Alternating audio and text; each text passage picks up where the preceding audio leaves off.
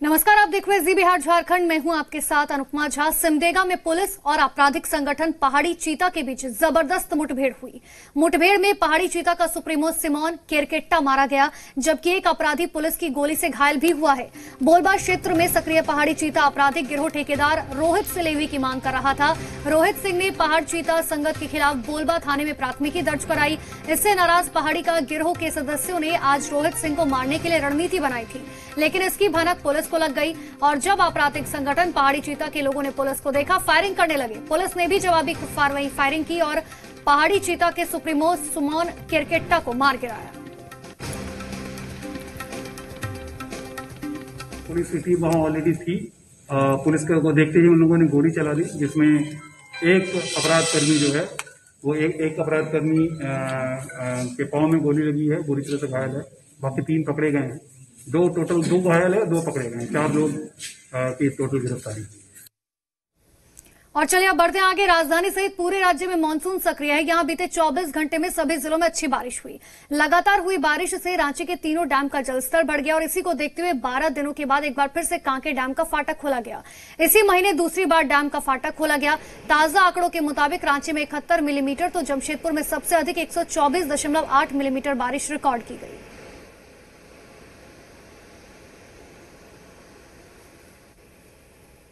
फाटक खोला गया था पहले, 4 साल पहले खोला गया था और इस बार अच्छा बारिश होने के कारण पानी खोला गया है। पानी बढ़ते ही जा रहा है, इसी बात है पानी खोला गया है। इस साल अच्छा बारिश हुआ है और डैम भी भर गया है बहुत ज़्यादा और यहाँ गंदा पानी भी निकल गया है, जितना भी गंदा पानी था। इस बार अच्छी तरह से हुआ है, इसीलिए फाटक खोल रहा है। अभी कुल मिलाकर 3 बार खोल दिया फाटक, जिससे किसान लोग को हम लोग को अच्छा लग रहा है। झारखंड में मानसून मेहरबान है और इस बात की तस्दीक कर रहे हैं कांके डैम के खुले तीनों फाटक।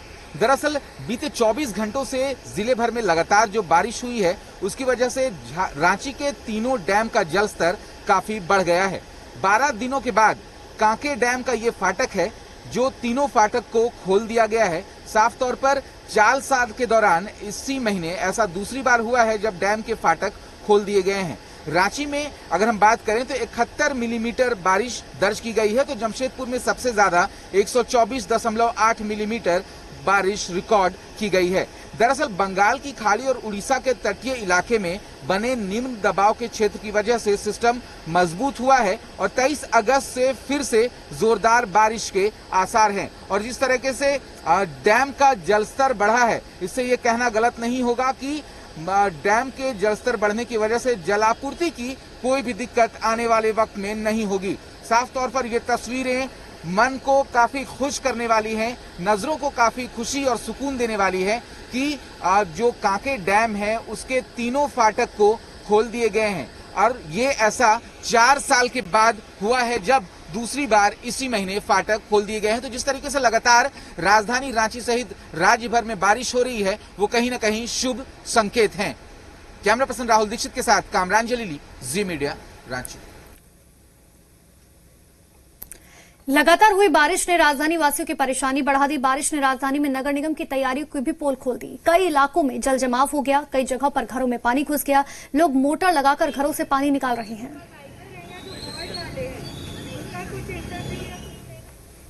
एक तरफ लगातार हो रही अच्छी बारिश ने डैमों के जलस्तर में वृद्धि की है, वहीं दूसरी तरफ लोगों को परेशानियों का भी सामना करना पड़ रहा है। हम अभी पंचशील नगर में मौजूद हैं। साफ तौर पर जो तस्वीरें हैं वो खुद बयान कर रही है कि यहाँ के लोग कितने परेशान हैं, क्योंकि नालियों का पानी जो है वो घरों के अंदर घुस चुका है। लगातार बारिश हो रही थी, उसकी वजह से घरों के अंदर 1 फीट से ज्यादा पानी घुस चुका है और आलम यह है कि मशीन लगाकर, मोटर लगाकर जो है वो पानी को घरों से निकालने की तैयारी है।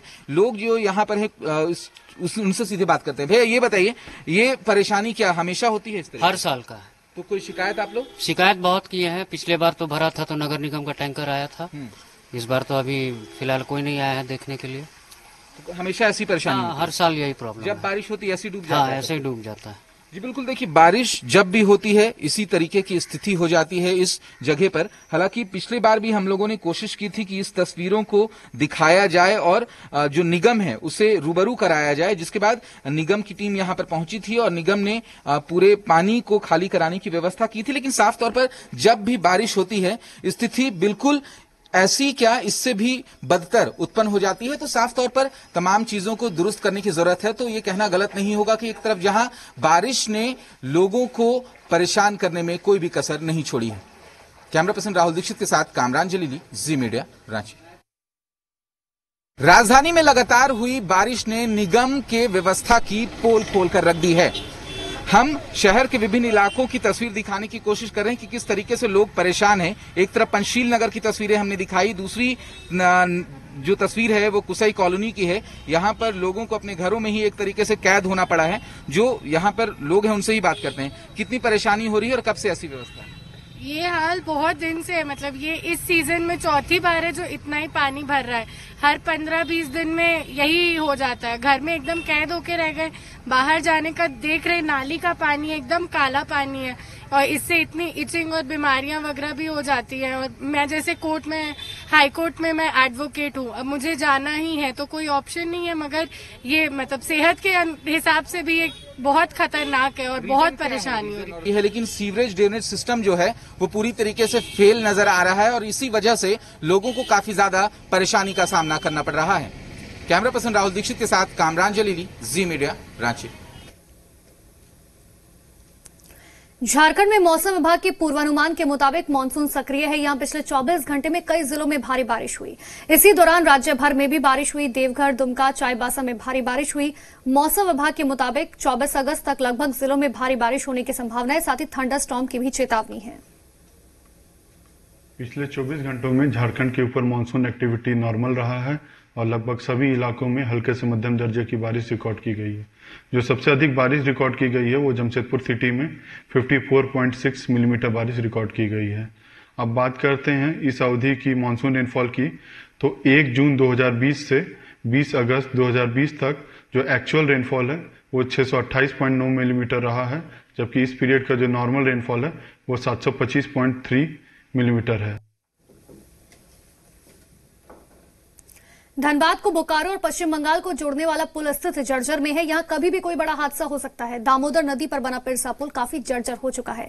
स्थिति ये हो गई है कि कई स्थानों पर आर पार दिख रहा है। पुल के ऊपर सरिया निकल आए हैं। गड्ढे में वाहन हिचकोले खाते हैं। बड़े वाहन प्रवेश करते ही पुल कंपन होने लगता है। बावजूद पथ निर्माण विभाग बेसुध है।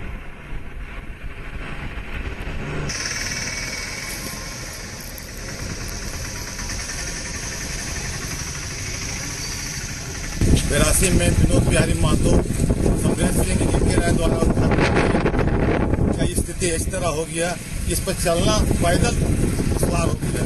हिलता है, खुद हालत देख रहे हैं, आप भी आ जाए हैं, देखें यहाँ पे हम लोग को हर दिन से इधर से आना जाना होता है, हर दिन के रोज का काम करने के लिए, कभी सामान लाने के लिए, कभी सब्जी, कभी पेट्रोल भराने के लिए। और अब देख रहे हैं कितना गड्ढा है। सब तो पैसा लेता है इसको बनाने का, लेकिन कभी बन नहीं पाया आज तक। बिहार में चुनाव की तैयारियां तेज हो गई हैं, लेकिन बिहार चुनाव का फीवर रांची शिफ्ट हो गया। आरजेडी अध्यक्ष लालू यादव के यहां बिहार के नेताओं की भीड़ लगी रहती है। अभी हाल ही में लालू यादव को पेइंग वार्ड से रिम्स परिसर के बंगले में शिफ्ट किया गया, जहां आए दिन बिहार के नेताओं का तांता लगा रहता है, जिस पर अब सियासत हो रही है।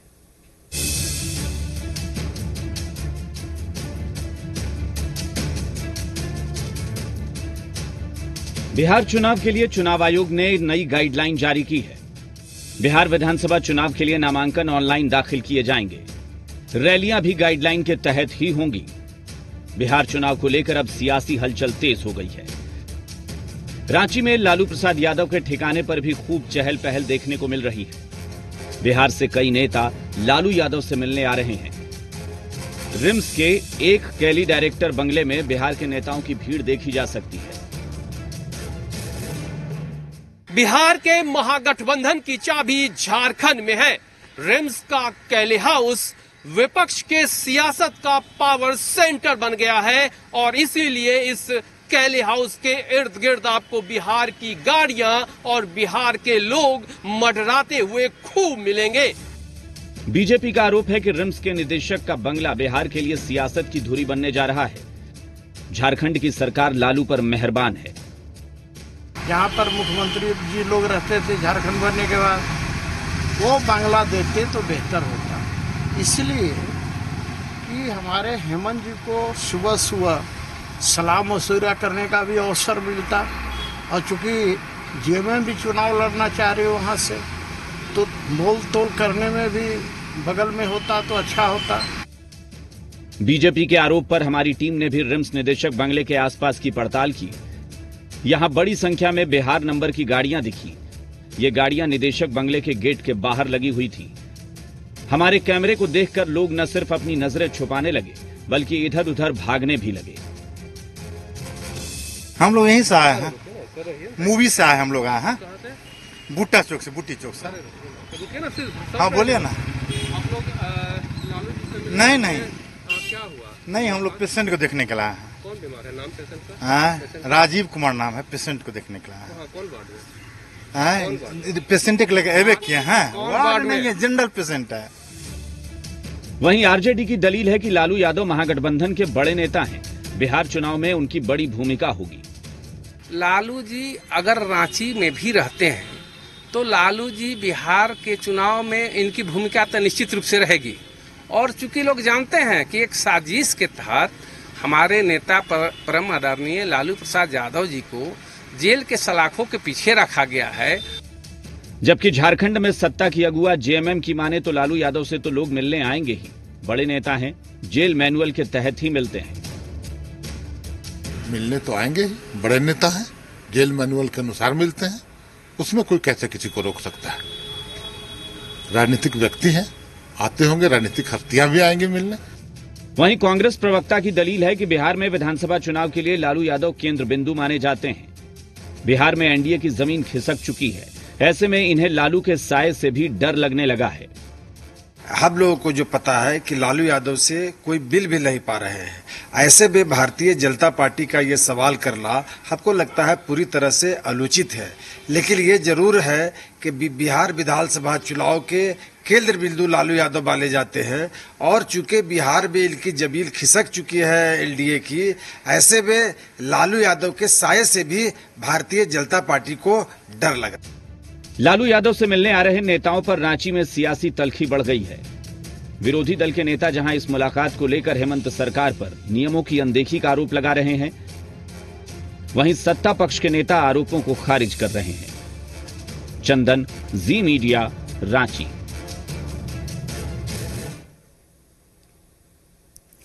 कोरोना पर रोकथाम के लिए हेमंत सरकार कई तरह की योजनाओं पर काम कर रही है। ज्यादा से ज्यादा लोगों का सैंपल लिया जा रहा है, क्वारंटाइन सेंटर में बेहतर सुविधाएं दी जा रही हैं, कहीं खामी है तो उसे सुधारा जा रहा है। लेकिन इन सब के बीच कोरोना काल में केंद्र सरकार से मिली मदद पर सियासत जारी है।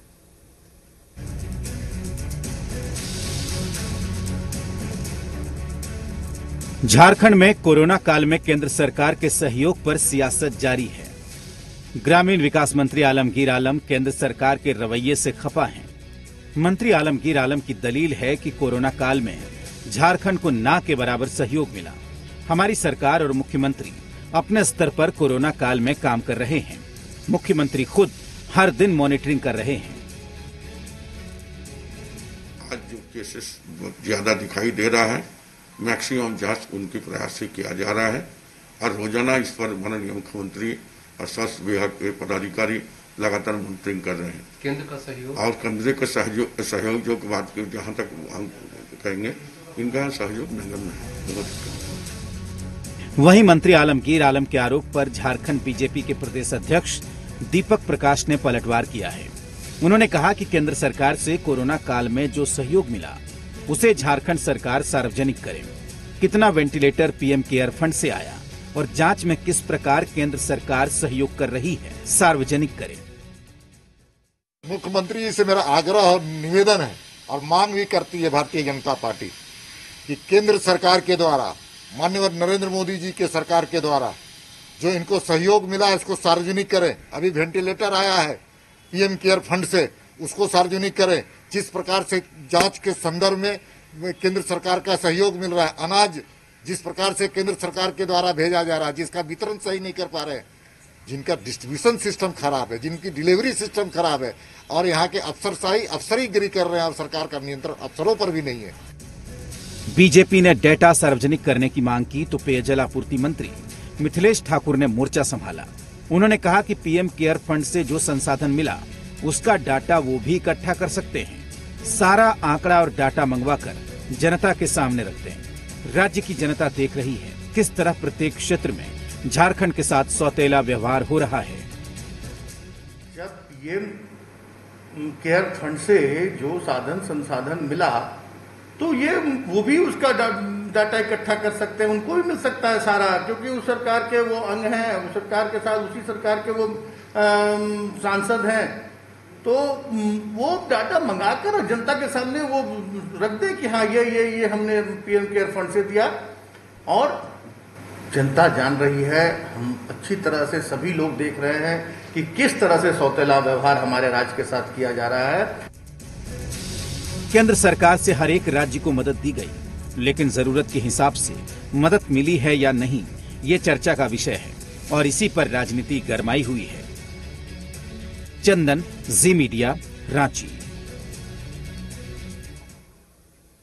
रामगढ़ के बुरकुंडा स्थित बैंक ऑफ इंडिया शाखा से फर्जी तरीके से 43 लाख की निकासी कर दी गई। ये पैसा एक महिला के खाते से निकाला गया।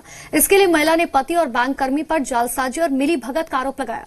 बुरकुंडा थाने में पीड़ित महिला ने शिकायत दर्ज कराई। पूरे मामले पर बुरकुंडा थाना प्रभारी ने बताया कि अभी जांच चल रही है, जांच होने के बाद ही कुछ कहा जा सकता है।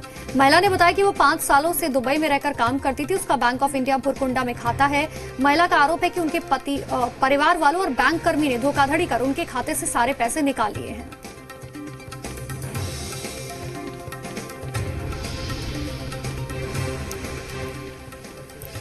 जो बैंक की और मेरे हस्बैंड का मिली भगत के द्वारा जो भी अकाउंट में पैसा था वो सब एफडी था, वो सब तुड़वा लिया गया मेरा जाली सिग्नेचर करके।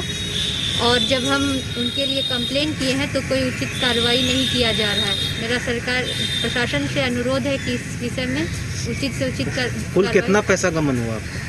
मेरे अकाउंट में 24 लाख रुपया था फिक्स डिपॉजिट में, और मेरे ओडी अकाउंट में 18.5 लाख था, जो कि सारा पैसा निकाल लिया गया। महिला के द्वारा आरोप लगाया जा रहा है कि बैंक की मिली भगत से पैसा को निकाला गया। बैंक कैसे मिली भगत? ज्वाइंट अकाउंट है, ज्वाइंट अकाउंट में पैसा गया है, फाइनल सर्वाइवल इंस्ट्रक्शन है, एक आदमी ने निकाला। इसमें कोई मिली भगत का स्कोप नहीं है। झारखंड में कोरोना का ग्राफ दिन पर दिन बढ़ता जा रहा है। यहां संक्रमित मरीजों का आंकड़ा तेजी से बढ़ता हुआ 26,000 को पार कर चुका है। राज्य में कोरोना संक्रमितों की संख्या 26,938 तक पहुंच गई है। इससे मरने वालों की संख्या में भी इजाफा हुआ। सूबे में कोरोना से मरने वालों का आंकड़ा 286 तक पहुंच गया। इस समय सूबे में कोरोना के 9,332 एक्टिव केस हैं, जबकि 17,320 लोग कोरोना को मात देकर ठीक हुए हैं।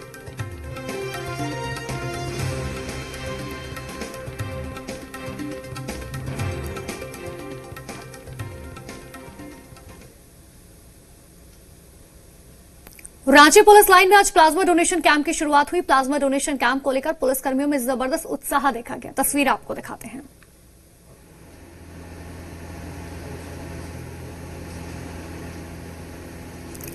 तो यहाँ donation camp, plasma donation camp जो है, इसकी शुरुआत की गई पुलिसकर्मियों की तरफ से, जिसमें कई लोगों ने बढ़ चढ़कर हिस्सा लिया।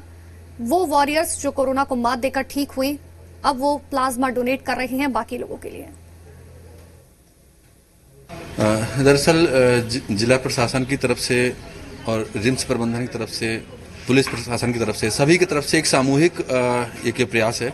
न केवल इसमें ये तीनों संस्थाएं बल्कि गैर सरकारी संगठन हैं, मीडिया के लोग हैं और तमाम सारे आम नागरिकों से भी ये जिला प्रशासन की अपील है कि जो लोग कोरोना विजेता बने हैं, यानी कि जिन्होंने कोरोना को हराया है, वो लोग दूसरों के लिए जीवन रक्षक के रूप में बन के आए। जो आप लोग देख पा रहे होंगे आज के डेट में, जिसके कारण क्या हो रहा है, कोरोना के कारण एक क्योश, एक डर का माहौल है। जो लोग इससे पॉजिटिव हो गए हैं वो लगभग एक तरह से टूटे जा रहे हैं। इसी कड़ी में देखा जा रहा है कि प्लाज्मा की डिमांड बढ़ रही है, जो कि ऐसा एक कंसेप्ट आ रहा है कि प्लाज्मा डोनेशन से लोग ठीक हो रहे हैं। तो उस परिप्रेक्ष्य में रांची पुलिस के द्वारा अनऑफिशियल तौर से बहुत सारे लोगों को हेल्प किया गया है। सेवा के दौरान ही मुझे कोरोना संक्रमित हुई और ठीक होने के बाद प्लाज्मा अभी डोनेट कर रहे हैं। जो सेवा ही हमारा लक्ष्य है, किसी और का जान बचाया जा सके इसी उद्देश्य से हम प्लाज्मा डोनेट कर रहे हैं। कोरोना पॉजिटिव से नेगेटिव होकर प्लाज्मा डोनेट कर रहे हैं। ये हमारे वरीय पदाधिकारियों द्वारा कहा गया कि शायद प्लाज्मा डोनेट करने से अन्य की भी जान बचाई जा सकती है।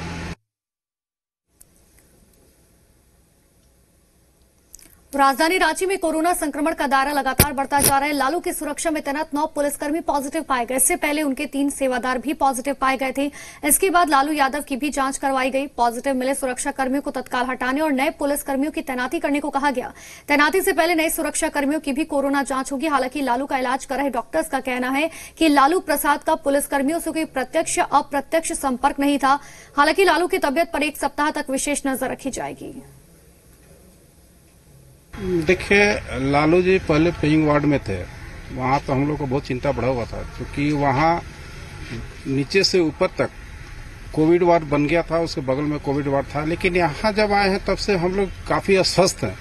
यहाँ उनके सुरक्षा को लेके हम लोग अब कोई चिंतित नहीं है, स्वास्थ्य को लेके। और कोरोना में उनके आवास में जो निकले हैं सुरक्षाकर्मी, तो उनसे उनको कोई लेना देना नहीं है।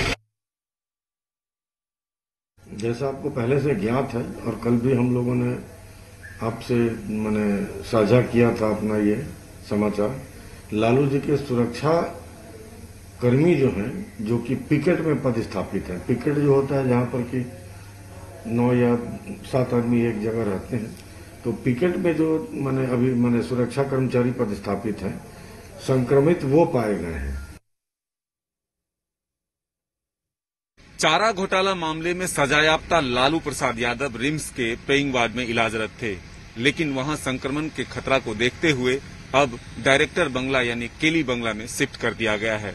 लालू की सुरक्षा में तैनात 9 पुलिसकर्मी अब कोरोना पॉजिटिव पाए गए हैं। इस वक्त हम ये तस्वीर दिखाना चाहेंगे। यही है केली बंगला, जिसमें कि लालू यादव अभी इलाजरत हैं और जो उनकी सुरक्षा है वो यहाँ पर कैंप बनाया गया है और इसी में जो सुरक्षाकर्मी है वो रहते हैं। लेकिन 30 से अधिक जवानों की जो है कल जांच की गई थी, जिसमें कि 9 जो सुरक्षाकर्मी हैं वो पॉजिटिव पाए गए हैं। उसके बाद तमाम जो सुरक्षाकर्मी पॉजिटिव पाए गए हैं उनको हटा दिया गया है और जो नए सुरक्षाकर्मी आ रहे हैं उनकी फिर से जांच की जाएगी। जब रिम्स के पेइंग वार्ड में लालू यादव इलाजरत थे तो वहां भी उनके 3 सेवादार पहले कोरोना पॉजिटिव पाए गए थे, जिसके बाद लालू यादव की भी जांच कराई गई थी। फिलहाल अभी लालू यादव की जांच नहीं कराई जाएगी। उनके जो डॉक्टर हैं उमेश प्रसाद, उन्होंने कहा है कि 1 सप्ताह तक उनकी मॉनिटरिंग की जाएगी, विशेष नजर रखी जाएगी। उसके बाद जरूरत पड़ी तो फिर से लालू यादव की कोरोना जांच भी होगी। कैमरा पर्सन राहुल के साथ मदन सिंह, जी मीडिया, रांची। आज देश भर में हरितालिका तीज मनाई जा रही। रांची में भी महिला अखंड सुहाग के लिए निर्जला व्रत रखी हुई हैं। पारंपरिक रूप से व्रत पूजन को लेकर जबरदस्त तैयारियां की गई। खास तौर पर पहली बार व्रत रखने वाली महिलाओं में काफी उत्साह है। इस अवसर पर व्रती महिलाएं भगवान शिव और पार्वती का विधि विधान से पूजा करती हैं।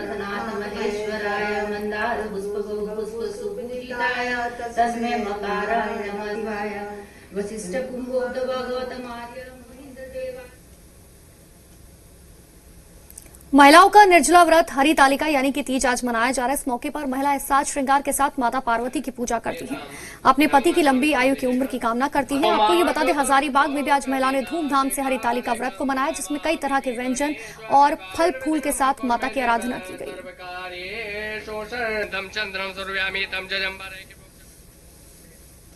और इसी के साथ फिलहाल खबरों में इतना ही। देखते